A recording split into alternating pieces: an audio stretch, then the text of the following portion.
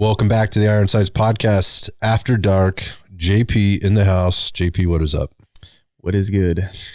Good to have you back, man, as usual. The last couple of weeks, we've had some interesting experiences, and we talked a little bit about SHOT Show, and while you were doing that, I was kind of connecting with a few other people, and since then, we've connected with a few other people. We have so many things coming down the pipe. And during this time, you got invited out to do the USPSA. I always mess this up. Some USPSA event, right, in the Central Valley here over in the Oakdale area, which is like about 2 hours east-ish of San Jose. And I was all set to go because there's a really great group of our guys that were going. They were meeting up with a couple of guys or a bunch of guys over there to do some shooting, and I got the fucking COVID, man. It put me down for a few days. And it was like it was more annoying than anything else. It was like all achy and shit, and I had a very mild fever there for about a day and a half. What was really wild was my hip and back issues like flared up, and I couldn't move. Like it was like I was taking pain pills to knock down the pain, which I don't do. I haven't done that since like the last acute injury I had, which was really painful. But it was really wild. Like that was the worst part of it for me. Like the inflammatory response that my body was having, like was crippling me like orthopedically. So bottom line is it just wasn't going to be a good idea for me to get out there. I would not have had a good time. Yeah. My body was hurting, and I probably would have been miserable, but I heard some really good reports. Everybody was out there having fun. So I wanted to dig into that a little bit today, because I know you had maybe some feelings going in. I think there was maybe some preconceived notions going in. Yeah, there was for sure. And you came out the other side and you're like, dude, I really want to talk about this because I had a good time, but there's a lot of things I want to talk about. And I want to talk about it too, because I have my own take on this stuff. So yeah. Well, I guess to start it off, the group of people that invited us out there, Jake and Zach and those dudes, that's like their home spot. I actually live close to them, but like that's their home range. Apparently they're there like every weekend, and this was like a fun match. So it was like perfect for us, because one of the things we're going to talk about is USPSA has like a lot of rules that are like really just like fucking weird and random, I want to say almost. One of them being you can't have a thigh strap, and every person in our gang fucking either rolls concealed or thigh strap, safari land, something like that. Right. And like neither one of those is allowed. So I basically just rolled my combat rig that I normally would do, my Ronin with safari land. And I haven't really been doing that much lately, but that was like against the rules. But since it was a fun match, they're like, yeah, just go with everything else. With what you got. You're going to be scored for your placing, but you actually can't like be placed in the worldwide picture, right? So can I time you out for a second? Yeah. So for those that don't understand or don't have any clue what USPSA is, it's getting wildly popular. It's becoming ever more popular. This is not a new thing. It's been around for a very long time. And basically what we're talking is we're talking a setup course where you are moving from basically through a problem, and you have to find a solution to it, if for lack of a better term. It's almost like you have all of these props set up, all these targets set up in different places. You have to move through this course, and there's like boxes or X's that you have to go from A to B to C, that type of thing. And then you have multiple targets at multiple levels.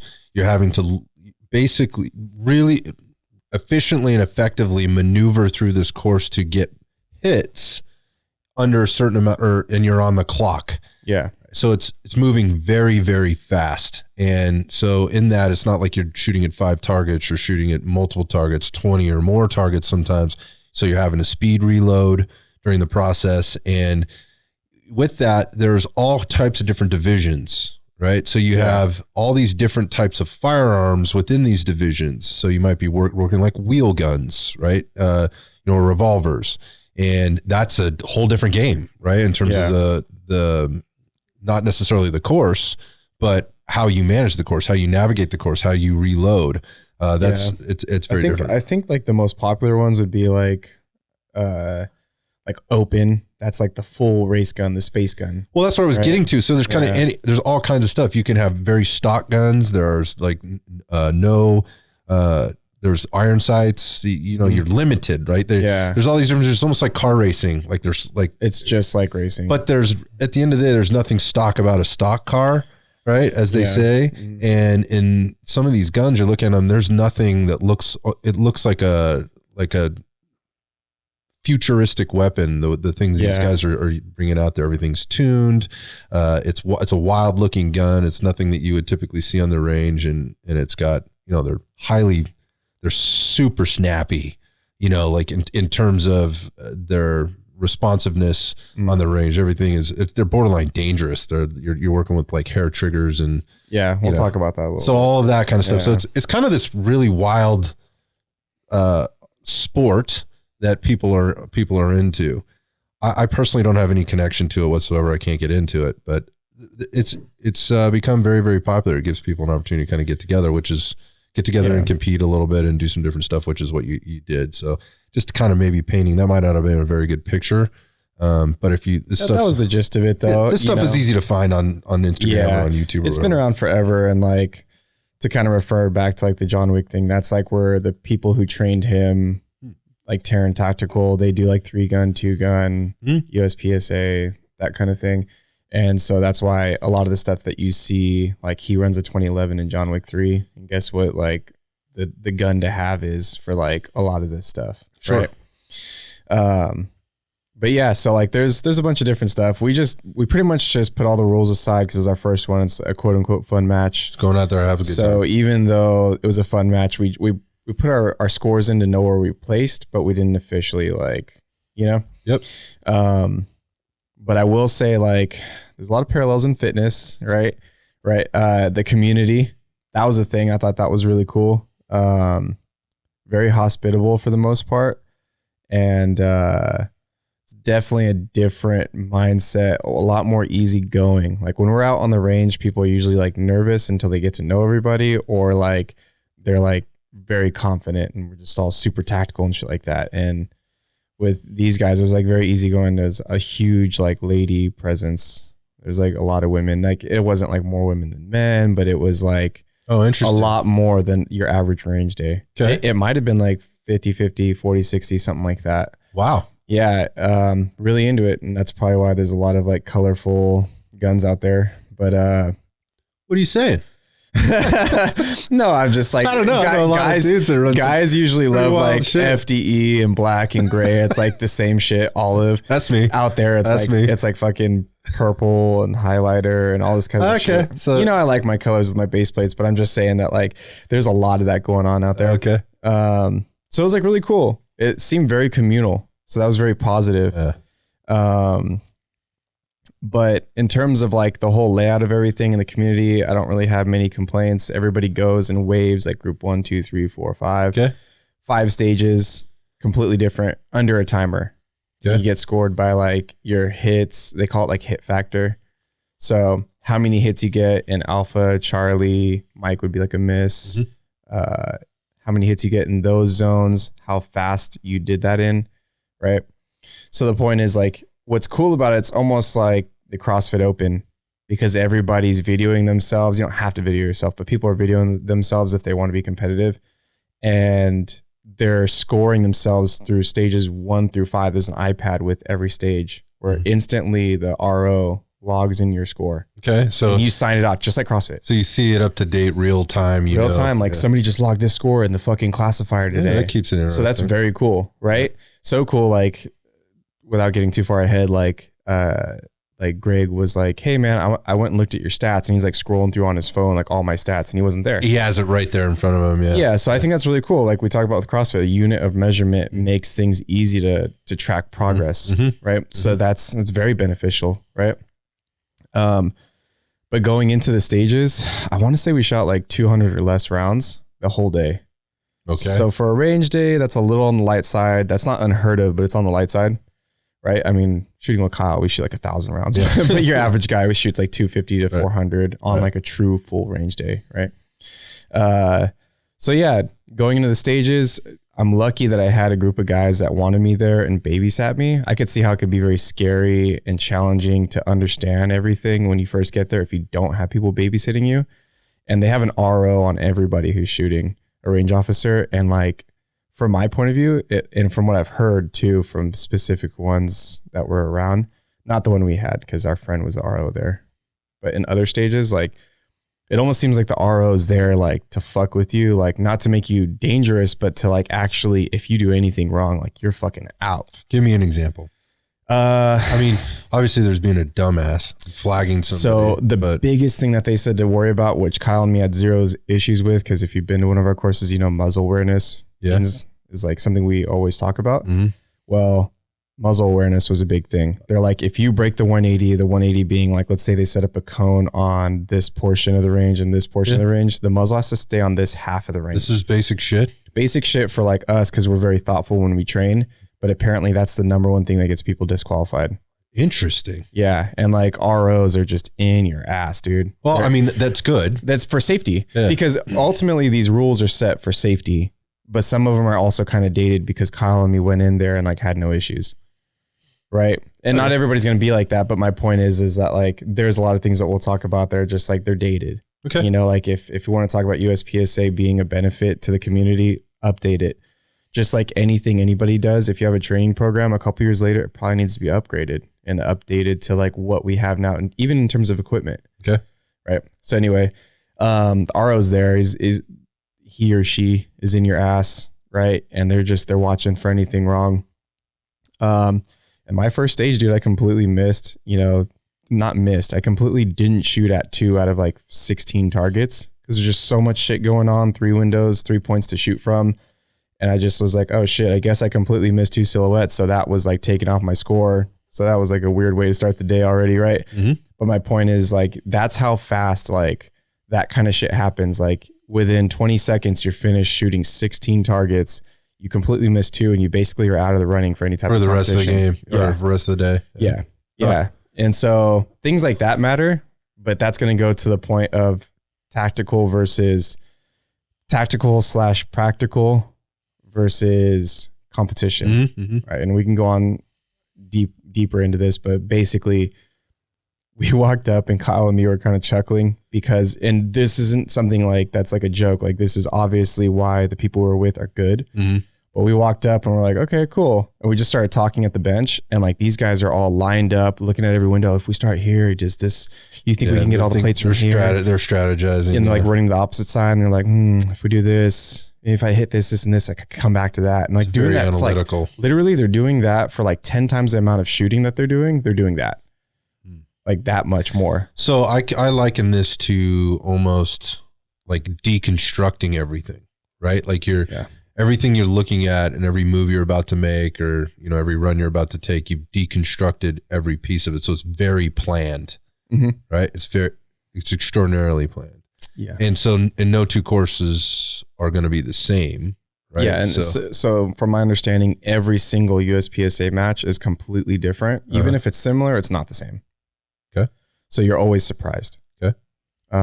But at the same time, are you always surprised? Because you get a long time you can literally sit there for a few hours and watch people shoot in front of you. Well, this is what I was just going to say. So in terms of the planning, like the advantage is to go later in the round. Yeah. We were the last group and like, I purposely went into it like, okay, so of course I wanted to do good, but I didn't expect to do great. Not because I'm not a good shooter, but because it's a whole new thing. Why would I like go into it thinking I'm going to own everybody? I've never done it before. Yeah, that's a little unrealistic. Yeah, exactly. Even though Kyle took 6th, he did really well. Kyle's a great shooter. Yeah, I think Kyle, it didn't surprise me he did really well, but like, yeah, he actually did really well. I'm not surprised by that at all. Yeah, yeah. So like the thing is like, Jake already was like, I got us in the last group. So we'll be able to watch everybody so you guys can get that's great, especially if you're coming into it for the first time. You get to see all these mistakes being made or good things being done. Yeah, exactly. And so like we got to see all the different classes, stock Glocks being ran, race 2011s being ran, all kinds of shit, people running like pistol caliber carbines and like how they went about it. Excuse me. So all that was good information to absorb. Me personally, I got kind of like bored of it within 5 minutes. So I ended up just being a fucking idiot and reading dad jokes out of a book. And that's no disrespect. You're serious about this. Yeah. There's because there was a lot of time to kill. There's a lot of time to kill. You know, if you chose to go to the last group, because like Jake was like, I'll run you guys for all the safety shit because this is home base, right? And then we'll just chill, kick it. You can watch, absorb information. Because Jake is, not only is he like on his way to being like one of the best to ever do USPSA. You think? At 19 years old, not only is he on the way, but he also takes it very seriously. You can see it in his face when he's there. You know what I mean? So like, it was kind of a joke to me, not the whole thing, but me like fucking around in between. Because I know how competitions go. I've done competitions for everything. CrossFit, gaming, fucking basketball, all kinds of shit. So I know like in between you're strategizing, you're trying to recover. Mm-hmm. And I could see him taking it that seriously. Right. And that's how people should take it if they're trying to be competitive. I personally didn't want to take it that way because one of the reasons why everybody's driving me to go to this, like, is like, dude, there's a lot of thought process. There's a lot of like information process. And is there, if you're staging everything for an hour ahead of time? This is my question before. Yeah. Yeah. No, really though. That's a real question. Yeah.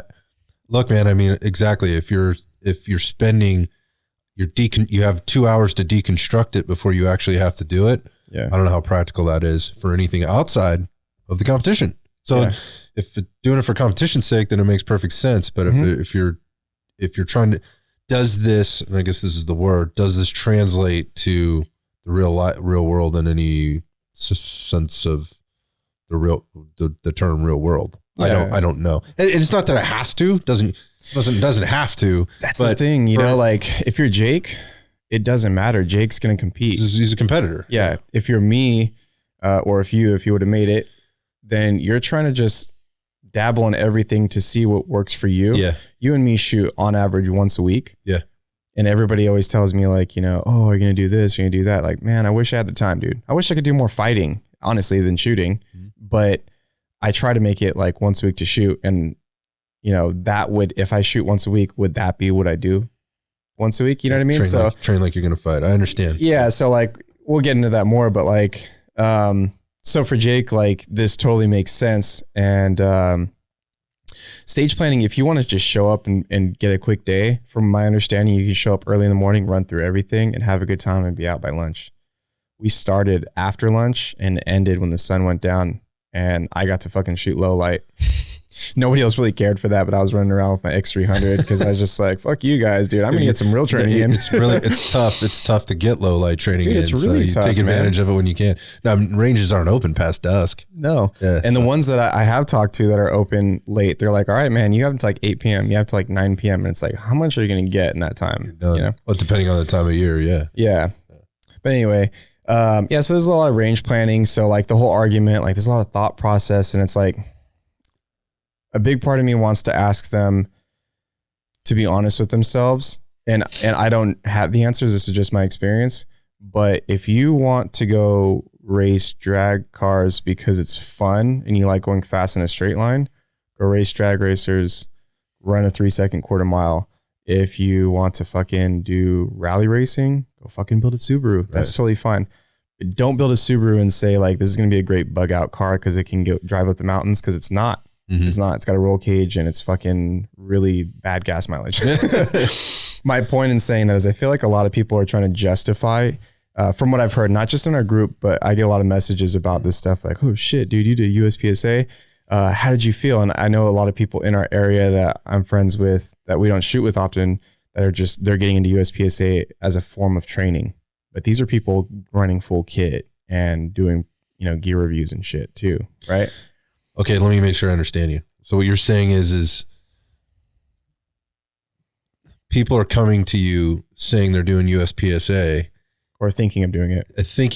Because they think it's going to help them practically in their train for real life scenarios. And one of those things is what we just talked about. Stage planning is probably the biggest thing I've seen, not only from that day, but I knew about it because, you know, I like John Wick and I've seen 3-gun videos, and that whole thing they talk about, if you want to be successful, you know how to stage plan the day before, the day of. Sure. And so to me, that doesn't sound like you're working on what people's rationale is when they talk to me from the tactical space.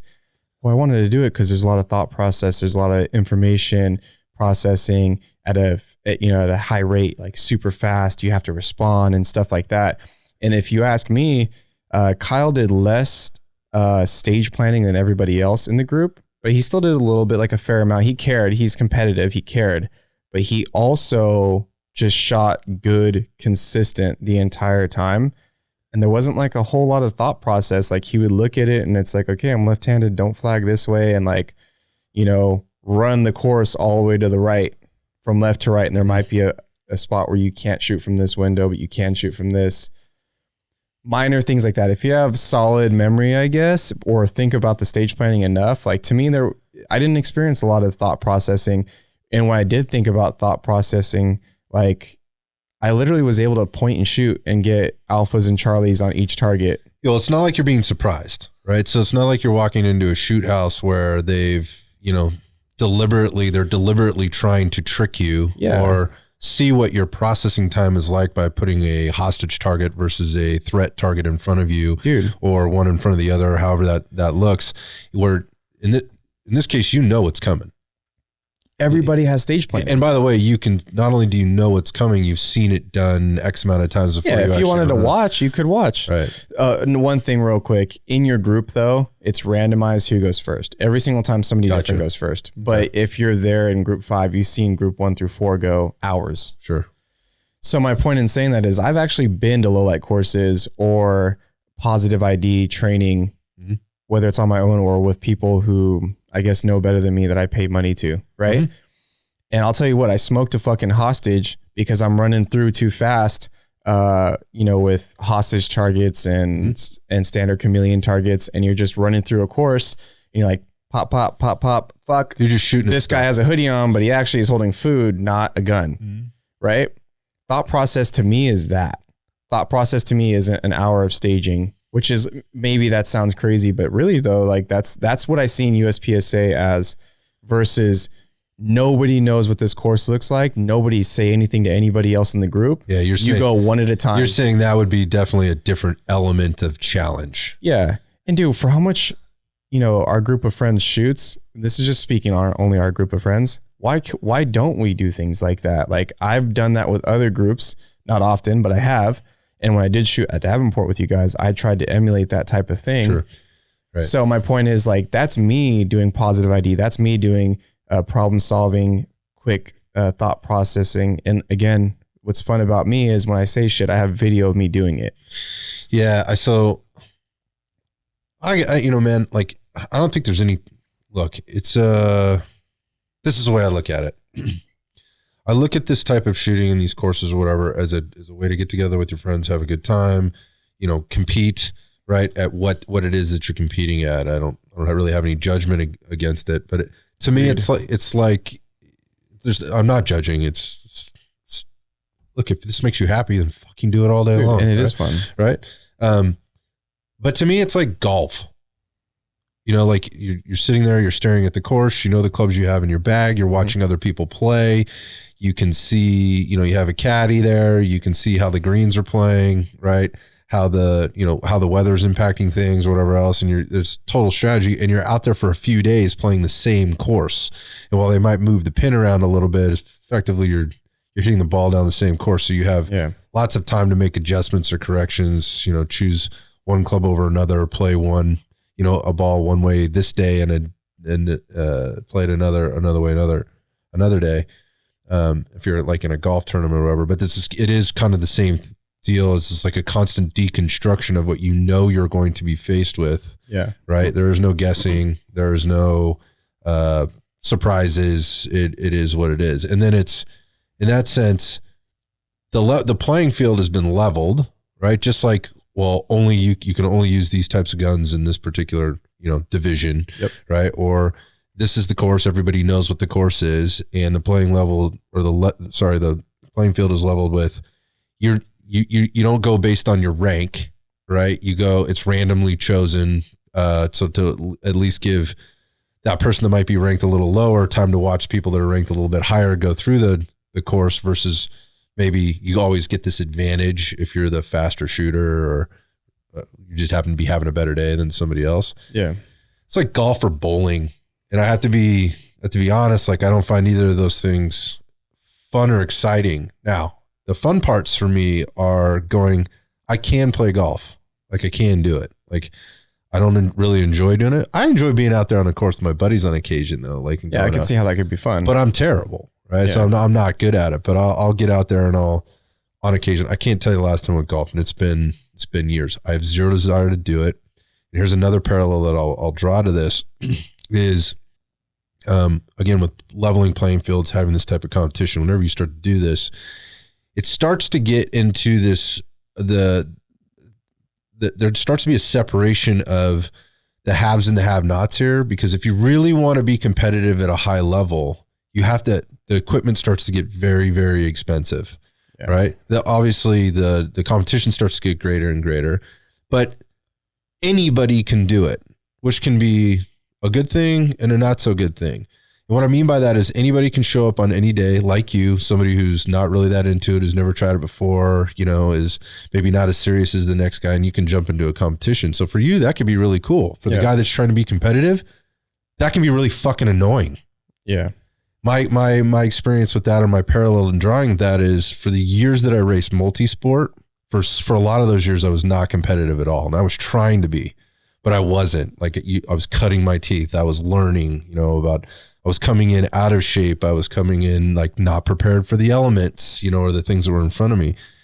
And, as I got a little bit better, I was starting to work my way from the back of the pack, if you will, into the middle and even towards the front of the pack. And for those people that were really trying to be competitive and some of the racing that I was doing, I was probably really fucking pissing them off because it was in their way. You're in my way, dude. There's no way you're winning this race, and you're potentially keeping me from winning this race, not because I'm not going to beat you, but because this is a mountain bike course. I have to get around you, whatever. It happens with all competition. Yeah. Like poker and shit like that. So I think you're going to have a little bit of that, anybody can do it, but if you really want to be good at it, it starts to almost become like this. Well, how much money do you got? Because you're going to need to invest at a really high level, potentially A, so that you can be out there practicing constantly, B, have these race guns of this equipment that's going to give you the edge or give you the advantage when you show up to the competition. And you need to be able to go to where the competition is the highest in order to be ranked to do stuff. So it starts to then be like, it isn't really for everybody. It is, but it isn't. And so for me, it's like, we're not really leveling the playing field there. I mean, we're giving an appearance that it is, but at the end of the day, it isn't really. It's not really. I mean, it's inclusive, but at the end of the day, it really isn't. Yeah, I mean, you still have to invest a lot of time and money into it, and I think that's the biggest thing. Well, that's probably the second biggest thing I would say. Second biggest reason why I'm not interested in pursuing USPSA. I mean, like I said, there's a lot of things that I was like taking notes the whole day, not only because I wanted to talk to you about it, but also because I think it's important for people to be thoughtful and unbiased about things like this, because training, and I'll always say this, is more important than your gear. We've talked about this with you and multi-sport, and like even with us in cameras, dude. Like no matter, I have the same setup as like some of our camera crew, and they're better than me. Yeah. It's skill. It's training. They have more talent, more skill, more hours behind the camera. It is what it is. Like if you don't have the time to put in, then just it doesn't matter. You know what I mean? And I don't have the time to put into this for me to not be annoyed being there. That doesn't mean it's good or bad, but I will say that like us being primarily into the tactical space, the prepared space, so is all of our friends. I'm not going to like suggest USPSA for a lot of reasons, and I'll continue more into this. I have a bunch of people asking me about it, and I'm just not going to suggest it to anybody who, I think us shooting once a week is more than 90% of the world. And I don't know if that's true or not, but I'm gonna. That's what I'm saying. I'm gonna tend to agree with you. Fucking unless you have a piece of private property you're out on. Exactly right. Because we have to try really hard to do that. It's access. Yeah, I mean, we live in California. This place is fucking awful. Yeah. So with that being said, like if you only have once a week, that's not where I'd spend my once a week, and that goes into like the access thing. And I've had this conversation with Jake and Zach, and I was like, before I even do this with you guys, I understand the value of range time there. It's like fucking $10, $20. They reload their ammo 200 rounds reloaded, 10 or $20 to get in. It's extremely affordable. Yeah, dude, you had a good time. You hung out with people you see on a weekly basis. That's awesome. You got 200 rounds of intense training. Sure. Right. So I get all that. I told him before we even started, I said, I get all this. So don't think that like, I don't get this. Like if you don't have a range in your backyard, or if you don't have friends that you're always out shooting at specific ranges with, this might be the only access you have. So I get that. For like we talked about training stimuluses, to have like a timer on you, to have movement implemented, to have more than one shot every 2 seconds, that kind of thing. Right. But it's also a slippery slope, dude, because I've seen a lot of bad habits. Yeah. Let's go through those, because it's a sport, right? It's a sport. It's a sport. So anytime you have sport, you have adaptation, right? And the adaptation is there to get the edge. So we already talked sort of about the equipment piece. I don't really understand the no leg strap or thigh strap piece. Maybe we start there. Yeah, let's start with the equipment. With some of the equipment and kind of what your takeaways were there. Because I think this is important to note as we're going through, like, why are we doing certain things? Again, and I think it's to level the playing field, but. So my understanding, and again, I'm not going to sit here and say I know the facts about everything. My understanding is that the thigh strap rule was implemented to make it less intimidating for community and family type events. So it's for the optics. It's for the optics. It's so that people want to go in there with dry fit shirts that are too small, and they go super fast, and they have jerseys, right? That looks like a sport. Right. So like there's girls there, they feel comfortable with that. There's even younger people there, like teenagers, kids. And that's, like Jake uses like his family's firearms and stuff like that. And he wears a flannel. Yeah, he wears a flannel, but Jake's a different animal. But like we shouldn't even really talk about Jake with this whole thing. Yeah, he's wearing Wranglers and a flannel. Yeah. He's not the same. Yeah, he's not normal like everybody else. But so they have rules like the thigh strap. As far as I know, the thigh strap rules is purely optics sport, right? Gotcha. Apparently, there is a rule that they told me about that the muzzle in the back of the gun have to be at a certain place on the hip. If it's too low, it's not acceptable, and it can't be like concealed, which is like in your back. You know what I mean? So there's actually like a sweet spot that they tell you to mount your. So I think it's like high rise. Open holsters. So no level 2s, no level 3s. Yeah. You're not competing if you're using those.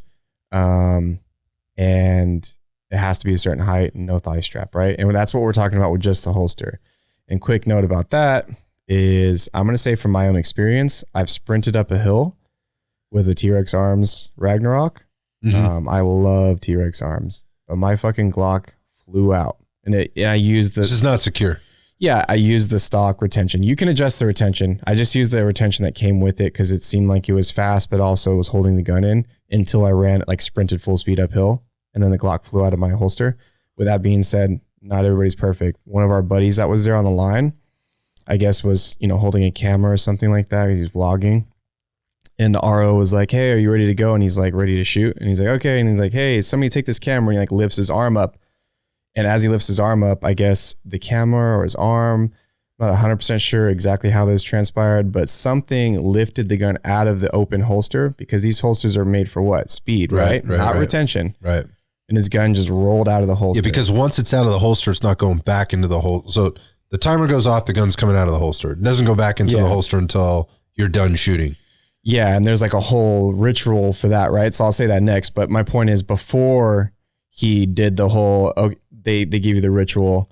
He was like, hey, somebody take this camera. I'm about to be up. And he was already on like the box, the X to get going. And the gun just came out of his holster. Cause guess what? We're using fast, high speed holsters. We're not using level 2, level 3 Safari-Land or whatever brand you like.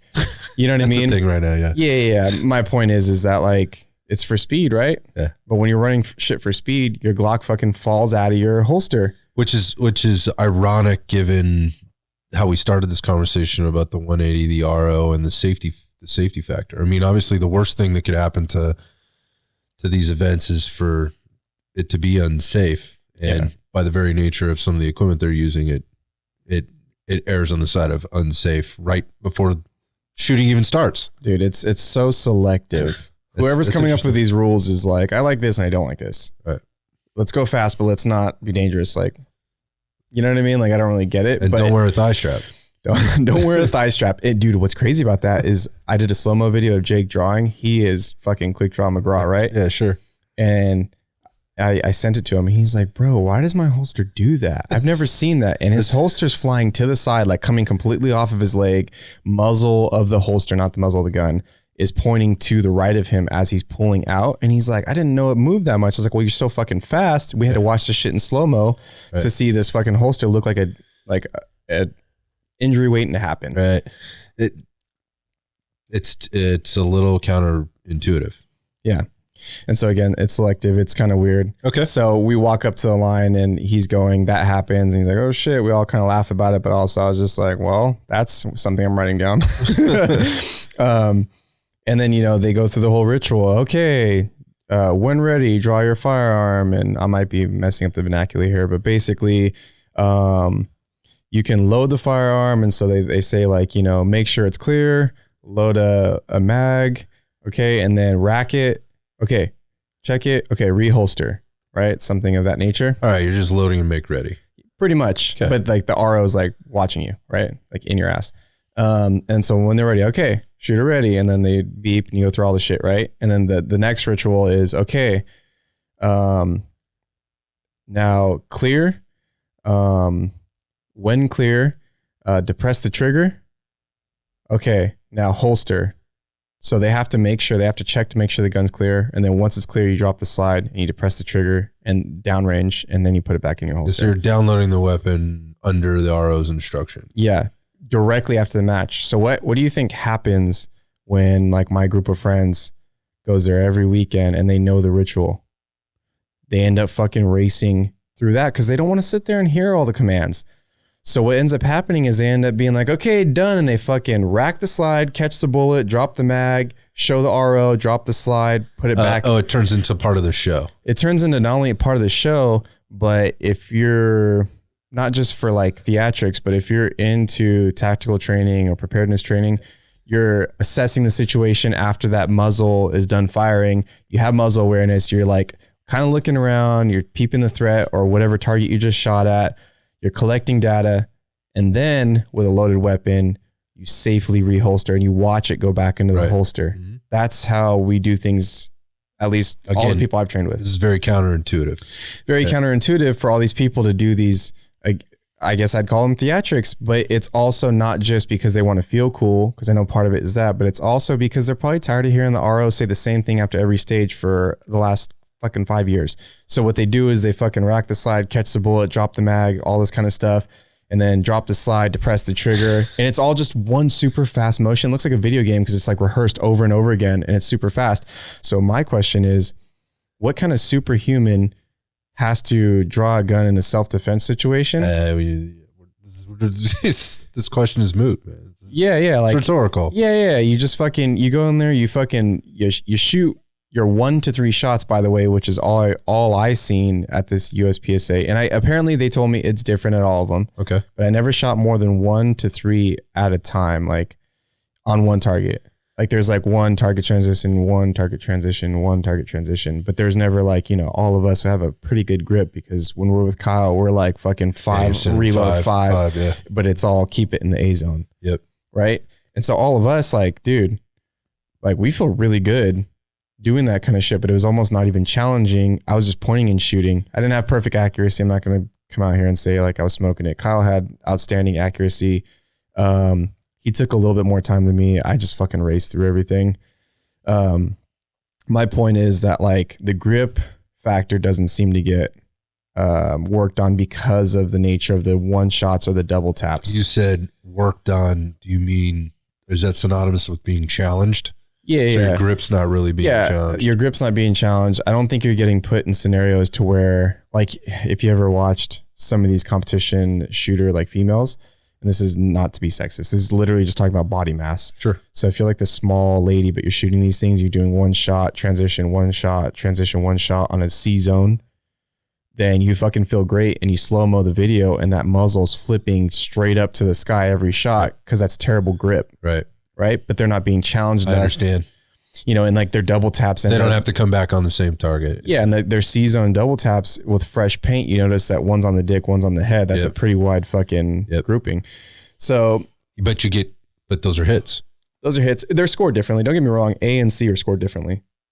Like Jake was so much faster than everybody, but because he was getting some A's and C's instead of just all A's, it pulled him back in the ranks. He still won, but he wasn't like completely annihilating everybody because he went so fast and getting some C's. Like it's like a weird balance, this hit factor thing that they have. Right. So that's a whole thing, that making sure you get all A's, but if you go too slow and get A's, then you're fucked. And like, you're gaming it. Right. Because you know me, anytime I do any type of firearms instruction, I'm always telling people we shoot for A box, but ultimately if we're running and gunning, you want to chew like a hole, like a 10-inch hole in somebody. Yeah. There's plenty of rationale behind that. Yeah. Right? Yeah, exactly. You don't want to like do like pin needle shooting, but then also like, you don't want to reward like a 2-foot group. Correct. You know what I mean? So it's kind of weird because you can get like C hits, and that's how crazy the grouping is. Right. Anyways, without going too far down that, so there's a lot of like habits with gear and things like that before we get into actual habits, like in gear that I found weird. Like, first of all, like accelerator ramps. You ever see that with stippling? Yep. They have those with race guns, like where they put like ramps, just like external ramps and stuff like that. And again, like how usable is that in the tactical space? None of our friends was using it, but technically in the open class, they could use it. Yeah, okay, gotcha. But like Jake being like such a crazy, outstanding shooter, how long does it take for him to use one of those accelerator ramps? Mm-hmm. If he thinks it's going to give him any kind of an edge. Dude, right? he took first in the world in the qualifier that day. So as far as I know, he posted the video and on Instagram got approved, all this kind of stuff like that. Like, with USPSA, and like it was like on the fucking iPad that he had the best score for the classifier, I think is what it's called. Okay. My point is, when does he go to like that extreme? Yeah, sure. And then look at me in the face and say, yeah, I can still do tactical shit. We're talking two very different things. I think the point you're trying to make.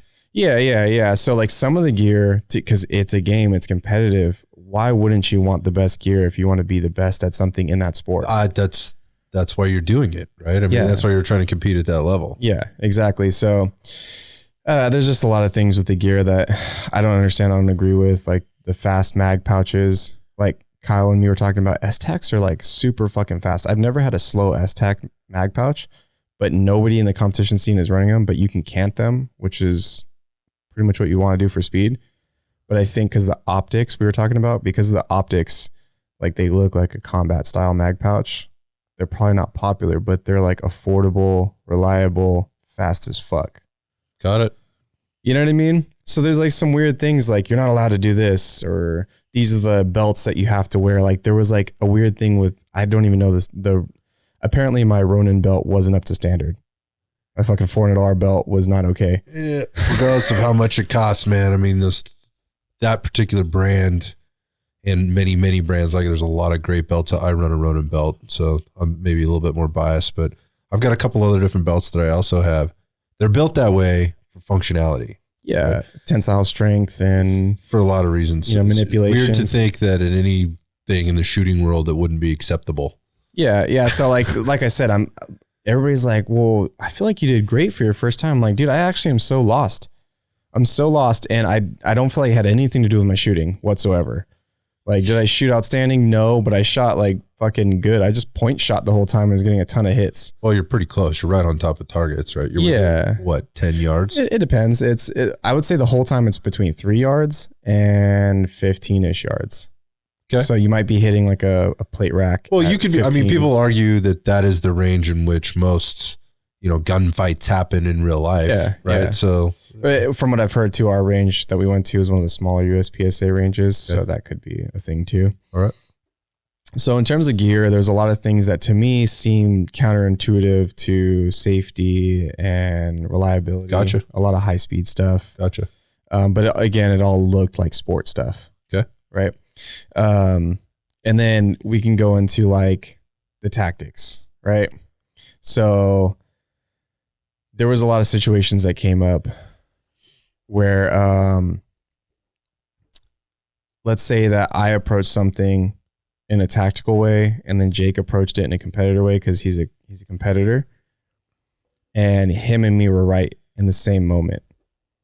Him running me through the paces there and being like my babysitter, basically, like, hey man, I'm showing you the ropes. And I listened, even though the kid's fucking hella young, like he knows what the fuck he's doing in this space. What he does, yeah. So like he's basically telling me how I did or what I could have done better in each stage. I'm just absorbing it. In this one particular stage, there's like a 6 foot wall that's like six feet tall, 6 feet wide. Okay. And you have to engage a target left steel, 2 hits, and then right steel, 1 hit. So you got to get off the left side of the wall, you got to get 2, and then you have to shift laterally to the other side, and you have to hit 2 there. Yeah. Okay, gotcha. Behind this 6 foot cover, but they put barriers on the ground so you can only get so far outside of it. So you have to lean. You have to lean, right? So you got a wall, and then you have a box behind the wall that you have to maneuver within that is significantly less distance than the 6 feet. I think it was like just square that was right behind it, 6 feet square. But the point is, if the targets are angled a certain way, got you got to do some leaning. You got to reach out there. You got to do some leaning. You might be doing some 1 foot shooting. I don't know if you've ever seen that with like competition shooting where like that seems to be pretty consistent, where like somebody will just like lean over on 1 foot, shoot, and then continue what they're doing. Right. Well, that's what Jake did. He ran the course, and secondhand nature for him is 2 shots, go to the right side, 1 shot. Right after that 1 shot, getting that hit, after leaning out extremely past cover, right, when cover is supposed to be cover. Here we go. Yep. Right? He leaned out to be fast and efficient with his time, economy of motion, went into the next box, the next X, right? Went straight into it after that 1 follow-up shot, right? On the opposite side of the box. So let's say he started on A side, went to B side, got the shot, walked forward after that 1 shot, and then burned down like 6 targets that are from left to right, and then finished with the fastest time of the day. Great hits. I go 2 shots on the left side, 1 shot on the right side, trying to actually use cover because my mind breaking it down, breaking down your steps, making sure you're not second nature yourself. For me is like lining up my body with the wall, and my eyes and my muzzle see the target at the same time, right?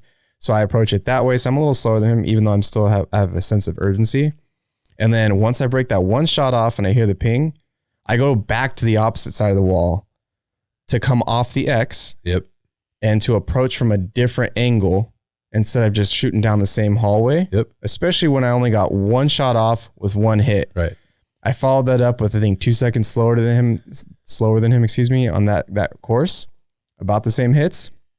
And he was like, hey dude, I just want to let you know, like, you could have been way faster if you just would have leaned forward into that last shot and continued walking forward instead of this. And I was like, dude, you're totally right in terms of speed, but now you're starting to create dangerous habits if I ever put myself in this situation. Right. Again. So let's walk through this, because I think where you're going with this is going back to the same spot you'd shot from before. If you're shooting from exactly the same spot and you only had 1 hit, you only heard that ting 1 time. Yeah. Effectively, you've given away your position. And when you stick yourself back out there again, if there's a threat that should be firing back at you or wants to fire back at you, whether they're from the position that you fired at or some other position that they might be in that saw you before, you definitely don't want to put yourself right back in the same position. And you're not allowed to kneel or anything like that. Like, so you're going high speed. So what you're saying is like in your mind, like I'm never going to put myself in the same X twice. You're going to get off the X. Yeah. Right. And you're going to change levels. You're going to change positions, and you're going to keep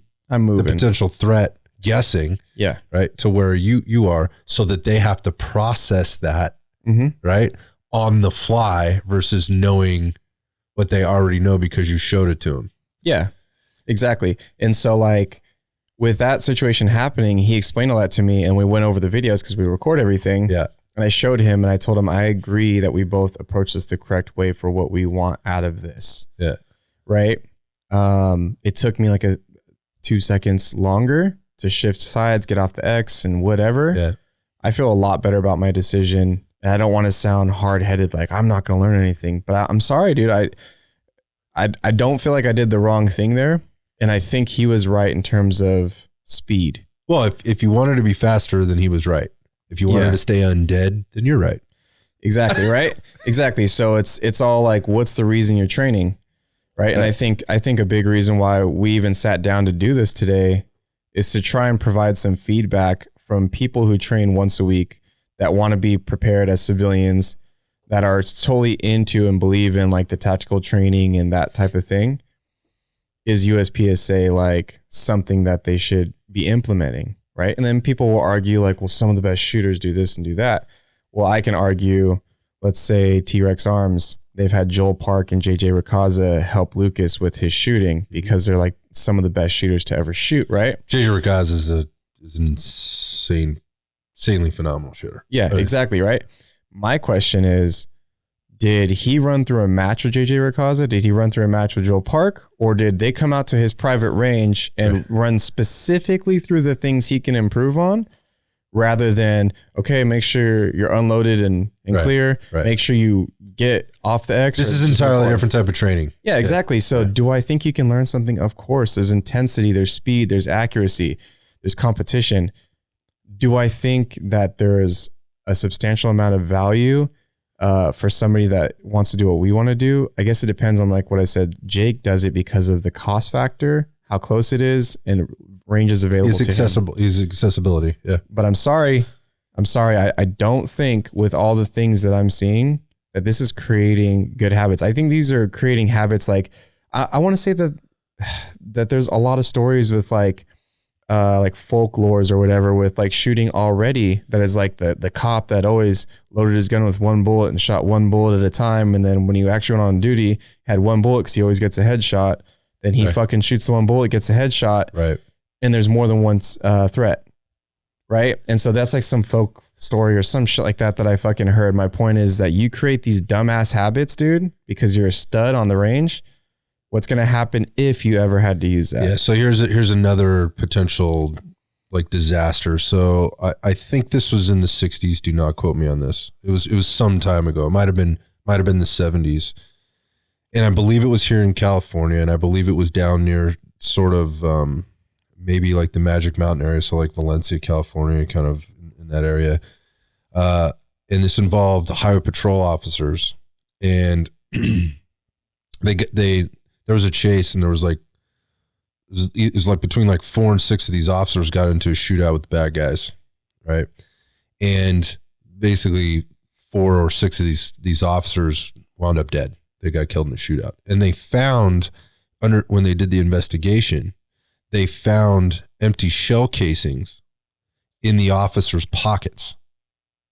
Yeah, I've heard the story. Yeah, and what was happening was when they were on the training range, right, to save time in the day, or basically to avoid having to spend time policing their brass at the end of the day, they would go through their 5 rounds of shooting, and these guys were using revolvers at the time. These were not semi-automatic weapons.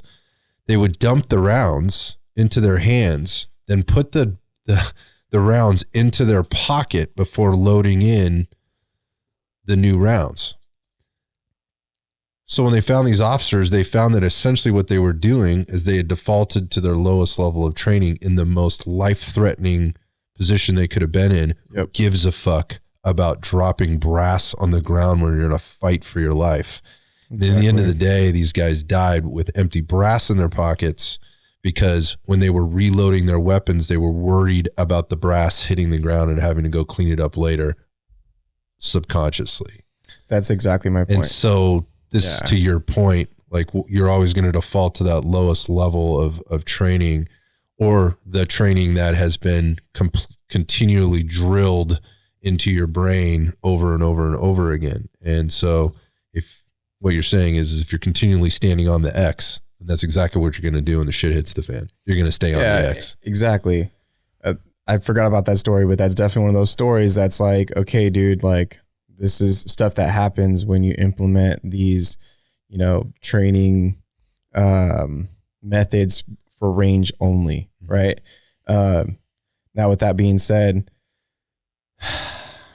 I know that these guys are like, yeah, but like, we are good shooters. We did your guys' like tactical course and this and that. And it's like, really, they took like a foundation course with Kyle. So like, I'm just going to go and say they're all good shooters, but I don't think people or recognize or realize Jake in particular, the guy that's this like stud shooter that we shot with. You can tell just by knowing him, spending the day with him, this motherfucker's a shooter with or without USPSA. Agreed 100%. I spent enough time with him to know that. And like watching him shoot a rifle, he shot a rifle AR a few times, but he told us that like this is his first real range day with an AR-15, dude. And he was at 50 yards plinking one shot every half second with his fucking rifle that maybe has 1,000 rounds in it, maybe. Yeah, I caught some video on it. It was pretty impressive. He's 19 years old too. Dude, this kid is like a super stud. And so I think people that know him might be led to believe, oh, USPSA did this to him. Nah, I don't think so. I see where you're going with this. That's a really good point. And his dad actually pulled me aside and talked to me towards the end of the day because I kind of just been patting Jake on the back all day because I was like, look, man, you're a stud, dude. Like, there's no doubt about it. If I game this whole thing with my open Glock or whatever, I wouldn't have beat him.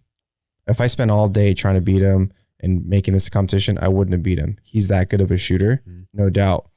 But his dad's telling me like his whole life, these achievements and these things that he's done outside with like bows and arrows and like fucking other types of weapons. Right. This just happens to be what he's into now. Exactly. Yeah. He's like, this is his deal. This is like his reason. Mm-hmm. You know what I mean? So like, if you're anybody that sees him, I don't know if I'd say it's anything more than work ethic or passion that he is this good at USPSA. And I think I'd be willing to bet if we put him in like a tactical space, he'd excel at that too. Yeah, just give him enough time and he's going to be smoking everybody. Exactly. So I don't want to see people like him being like, oh man, like, first of all, like you said in the beginning of this, he doesn't even like follow the rules, like in terms of like the apparel. He follows like the belt gear rules because he has to be in the classified. So he doesn't get DQ'd. Like, he doesn't look like any of them. He doesn't give a fuck. He looks like a cowboy. Right. You know what I mean? Because that's what he is. Yeah, exactly. So like, I don't want people seeing something like that and be like, I need to do that, because what I've recognized from the USPSA is all they know is offense. They're just like, nothing shooting back at me. I'm fucking sticking my whole body outside of cover. I have a video of me slowing down, and Kyle kind of jokes with me because I was forced to reload with one of the larger stages and I didn't expect the reload. And so I hid behind cover. I stepped behind cover. Yeah. On accident. It's just second nature. No, it's not like accident. We're talking about. It's not accident. Yeah, it's well trained. Yeah, that's just how I train. So I stepped behind cover, and Kyle's like, drop to a knee, and he was like chuckling and stuff like that. But like, that's actually what I do. If I know I'm out exposed for like a second or more, I drop to a knee or I go behind cover. One of those things happens. And so I have me on video doing that, losing time in this competition. Right. Now the opposite of that would be speed reload with my whole body hanging off the side of this fucking barricade so that I can like finish this steal off. Offense, attack is not tactics. Right. So I think like circling back to like a bunch of people asking me how I feel about it. I think maybe people that are well-versed in tactics more so than me, they recognize this. And for some odd reason, it's almost like gatekeeping, where they're just like, whatever, if you guys want to do USPSA, do that shit. And they just don't say nothing about it. And cause I noticed, dude, even though I have like a good amount of followers and likes and views and all that kind of shit like that, I recognize if any of like important people like my stuff. And I have, some of the bigger name people liking my shit every single post. And I post the USPSA one, and a lot of these military, ex-military didn't give it any love. Yeah. I hear what you're saying there. I hear where you're going there. The people that have practiced tactics have and then had to perform under pressure and be offensive, but also be defensive at the same time. Have been shot, have seen people get shot, have had to shoot people, whatever else. They're just not playing in this game. Because to them, that's what it looks like. Is that what you're saying? Yeah, I think they think it's a game. It's not practical because like I said, one thing you can't deny is it's offense, attack. So I think what we're looking at, what I hear here, my takeaway is if you want to play the game, go play the game, but just understand that that's what it is. It's games. Exactly. It's games in the end. And there is nothing wrong with that, because if what you're doing is going there to have fun, but don't do it. Don't play games and expect that the games are going to make you better or prepare you for things that aren't fun in games is what I hear you saying. Yeah, exactly. And like I said, I almost feel it's basically like a live video game. Yeah. That's exactly. There's no consequence. There's nobody shooting back. And then like a lot of people that like when there was one guy and Kyle and me looked at each other like, did we just see that? And they explained the whole situation to me. Some guy was running iron sights and he ran through this whole stage until the 15-yard plate rack happened. He missed 2 shots on steel and was like, I'm done. And he just like drops his mag, clears it, shows the RO. And they're like, dude, you have a whole plate rack, right? And I was like, dude, why the fuck did you do that? And Jake's like, oh, well, if you get so many misses, it's so negative against your score. It's better to just stop shooting. It's just not, I don't, my brain isn't even fucking wired that way, man. Yeah. And I looked at Kyle, I said, but training. And he's like, yeah, but the score, dude. And I was like, okay, but training. I can't do that, dude. And so you're not finishing the drill. I don't exactly. And that's a big thing we always tell people, dude, is finish that shit out. So keep working the problem and finish the drill. Exactly. So like, I feel like after going through everything, talking about everything we talked about, I think everybody knows that I'm not interested in doing this anymore. With how cool the community was as a whole, how hospitable our group was, dude, they were outstanding. More so than any other range event I've ever been to. Like they make it really hard for me not to want to go for the price that you go to, the hospitality. Everybody's like, sharing drinks after the last stage. And dude, it's a great time. But you got to remember it's a great time. That's what it is. It's a game. Yeah. And like for me to take all the notes I took and to like really like wrap my head around it over the last couple of days, like I don't see how people think like can consciously like convince themselves this is what I need to do to practice self-defense, preparedness, and tactical training. I don't know how they do it. I don't know how, like, especially after you experience it, maybe before you experienced it, but after you experience it, I don't get how somebody can have rationale like, well, you don't know the situation and this is that. It's like, I don't know. I think I have a pretty good grip here in what I experienced. And I tried. So that's the thing for the first 4 stages, I tried to like not even look at the stages. So I'd be completely surprised and try to absorb the most training I could from it. Oh, interesting. The last stage, I asked Jake what he would do. He told me what he'd do. I followed him. Best stage I did out of all of them. Everything went flawlessly. Big surprise. Okay, I had a couple Charlies or whatever, but my time was comparable to all the better competitors. I got hits on all of them. I followed Jake. He knew what he was doing. He staged it for me. Yep. So you game the drill. The last one, yes. Right. So that's the equivalent of going out onto the range and again with a challenge, that's set up in front of you and just running that drill and trying to game that drill the entire time. Maybe putting for 20 rounds. When I say that, not 20 rounds, like 20 cycles to try to get that drill right. Yeah. Like over and over the reps, the setting it up, maybe even kind of putting, anticipating the timer, right? There's all that stuff, which is very impractical. It just, it doesn't translate over into real life. And at the end of the day, again, you're gaming the drill. It's not really proving anything. It's cool. It's fun. You had fun doing it. That's what I'm saying. It's fun. It was a good time. And so like, excuse me. Obviously, I think you and me are always on the same page in terms of we do like to have fun, but when we do go to the range, we're trying to improve upon our skills as civilians who value preparedness, self-defense. I would love to have a conversation sometime with somebody maybe that has a different take on this, right? Mm-hmm. Who does come from that world of, again, maybe high level tactical training and has practically applied that in the real world, a real world warfighter, gunfighter, who also is playing in the world of, or sees value in playing in the world of the USPSA outside of just playing the game. Right? Like, can they, are they drawing parallels and how are they drawing those? I would love to have that. But to your point, I don't know anybody that is. I haven't come across anybody that is. But maybe there's some people out there. In Threegan, I've seen like some Navy SEAL dudes that like are in it. I don't remember some names, but I'll tell you right now, if you see their AR compared to our ARs, that's not some battle weapon. Yeah, it's carbon fiber hand guards. They're playing the game, right?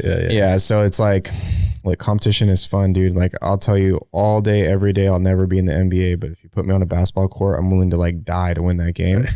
But this other shit, like being on the range, dude, I only have so much time in the month, in the week, year. Yeah.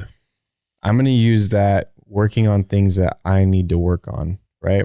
But not bad movement patterns. Because I tell you what, dude, No offense to like Taron Butler, but he's not in the best shape physically, like athletically. And that dude is a grandmaster who shreds on anybody I know in 3-gun and USPSA. So when people tell me, but there's movement, I'm sorry, dude, there's not that much movement. You know what I mean? I do know. Yeah, so I do know. And again, it's you can see that you're not really working around a barrier. You're working around a faux barrier. Yeah. You're working around a barrier you can see through. It's just a frame, right? Yeah. So you've already picked up the target before you've actually moved outside the barrier. You're not even assessing outside the wall. Like, and that's why the movement piece isn't as impressive either. Yes, you're moving forward. You might be moving sideways, but you know where everything is. You've already calculated it. It's already been run or drilled a million times, in your head or whatever. And that isn't real life. So it is a game. And I hear what you're saying. Like, if you want to play the game, go out and play the game, but let's not play the game with the intention or with the idea that it helps you with, the practical application of the hard skills that you're going to need in a self-defense type situation. Or for that matter, if you have to be offensive for whatever the reason is, in the real world. Yeah, I got you, man. Yeah, these are things that I think I thought I was going to hear from you today. Again, when I look at it, I just don't get excited about it. It's boring to me. It just is. And I'm also a guy that's bored by the NFL.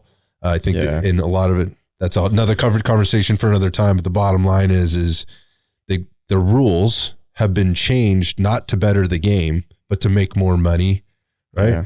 And I see kind of these types of games that people play in competition. They keep changing the rules so that they can somehow make more money. It's not to drive the sport forward. It's really to make more money and provide more opportunities, quote unquote opportunities for people to come in and spend their money and not feel limited in doing it. So to me, it's boring, and I can't get behind it. It's not that I don't respect people that are great at it. Like, I love Jake. Jake Rakoza is fucking. Any video that guy posts, I'm like, dude, like, he's fast. But at the same time, like, I'm bored. So, like, with that being said, I've seen Jake shoot like guns that aren't, race guns. Sure. A stock Beretta. The kid is still, outstanding. Smoking. Yeah. That's him individually, though, right?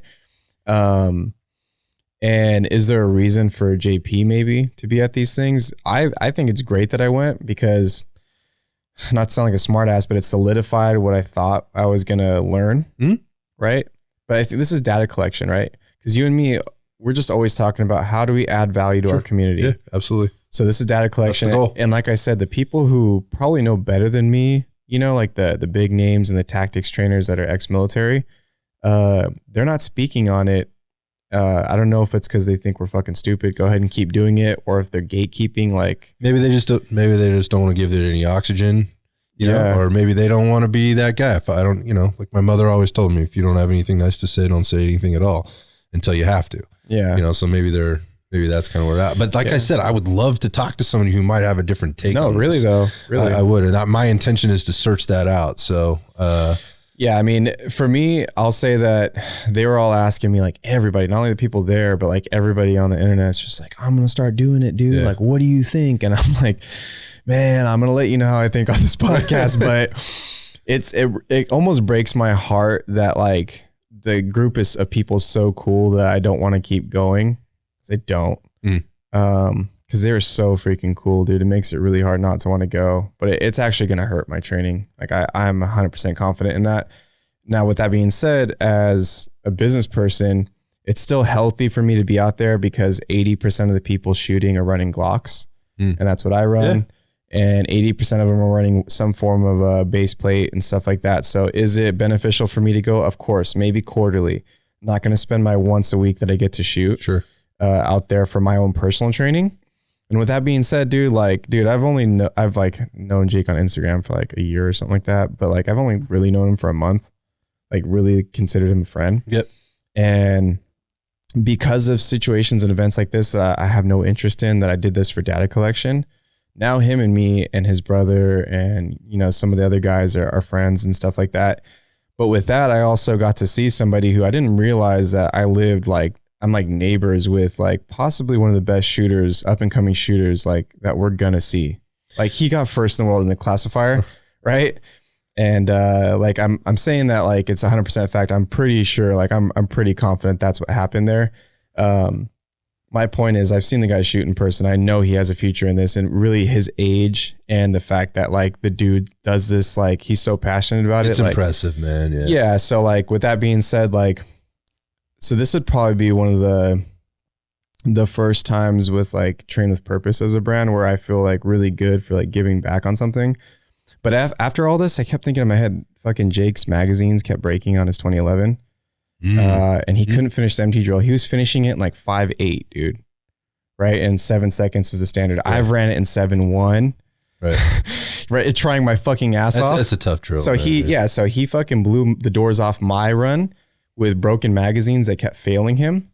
And I just keep thinking, he's like, fuck, dude, he's just a kid. He doesn't really have a lot of money. And he has he's in USPSA. So he has a $6,000 fucking race gun and no car. Yeah. Right. So this is fucking hilarious, but that's how passionate he is. I see him dry firing in his bedroom. I used to be like that before I had so much shit on my plate. You know what I mean? My point is, it's really cool, but because of this whole thing, not only did I get a bunch of data collection, but I got to fucking really spend time with somebody who I think is going to be great in the sport. Within the community. And people that are about firearms advocacy, you know, our 2A rights are for everybody. Doesn't matter that, you know, how you're approaching it with regard to whether or not you're playing in the USPSA or you have these for hunting or you have them for self-defense or whatever. It is community building, and there are really great people is what I hear you saying, and that are up and comers that are going to shed more light on what I just said, that this is for everybody, and that, hey, maybe you're not into these other things, but maybe this is a gateway for you to come in, you know, if you're a little curious, and if it inspires you to exercise your 2A rights, get out there in the community, share time with the people in the community, bridge those gaps within the community with your neighbors, the ones that are in your neighborhood and maybe not in your neighborhood, fucking do it. That part about it, I love it. I think it's amazing. I couldn't advocate for it more in that sense. So just to be clear, we're just talking about this whole crossover from a practical application perspective, and the questions that you've been getting and the discussions that we've been having sort of offline and with other people as they've been reaching out, and the whole purpose of this, the discussion today with regard to you know, kind of feelings and thoughts about it. And again, hopefully this inspires more talk, more thought, more analytical and constructive thought process on, hey, how can we come together, or where do I use this in my training versus not use it in my training? And again, maybe there's people out there that have a different take. And if this inspires conversation between us and them or otherwise, good. That's what we're trying to do. Yeah, exactly. Like, dude, we're not the end all be all on this shit, but we're going to try and add value and collect some data and be objective about stuff. And I already know with some of the shit I say, like I piss people off, not intentionally, but those people challenge my theory. Right. And then we all grow. Right. Right. Right. It's healthy debate. Yeah. I mean, it's like, it's like when I did that low light thing at the very end of the day, right? I was the only person that seemed like in the entire range at 117 people. I was like, low light opportunity. And I just want to fucking shred, right? Busted out my X300, ran a stage. X300 ran perfectly like I fucking knew it would. Right. I fucking manipulated it just fine. And all the people that are like, well, give me your fucking mod light if you don't know how to use it. Well, look, dude, I have plenty of video of me running an X300, which by the way, has a better track record with the military and stuff like that. So like, take those opportunities that I take, get it on video, and you can call it training or you can call it fucking, you know, equipment or whatever it is. Right. But then challenge our theories, dude. Yeah, I think that's valuable, and that's friendly competition. Right? That's what you're asking to do. You're just exactly. Friendly. Because ultimately, we want to grow. If everybody's constantly in competition and innovating and training and like passing on information, the rate of growth gets much better. Right. Yeah. It's grow together and contribute together. Yeah. Exactly. Yeah. And I think that's the lesson, dude. That was fun. I mean, you validated some stuff, I think, challenged some things, maybe pissed some people off. I don't know. But, maybe that happened, but yeah, probably. That was good for me. And I'm sorry I missed it. I really am. I really wish I could have been there. This fucking COVID thing was a joke. It was just annoying. So maybe next time. Maybe I'll have to go over there without you one day. No, I'll be back out there. Actually, after the whole thing, I thought about it a lot. I sat down with Mike from Gunco and I was like, dude, let's get this kid to run a Glock. So we're actually going to sponsor a Glock for him. Oh, that's awesome. Yeah. And there's hella rules. Well, then I'm definitely going again. Yeah. So am I going to go out there and shoot on a regular basis? No, but I'm going to be out there supporting Jake because I fucking believe in him. Yeah. And like, if I can get him into a Glock and not broken. Yeah. Check out Jake Hunter on Instagram, man. Yeah. It's like _Jake Hunter _209. Okay, either way, he's on my page. Perfect. Yeah. Love you, Jake. Thanks for being the topic of conversation today. I know, man. JP, he's awesome. That was fun, man. I'll talk to you soon. Sounds good, man.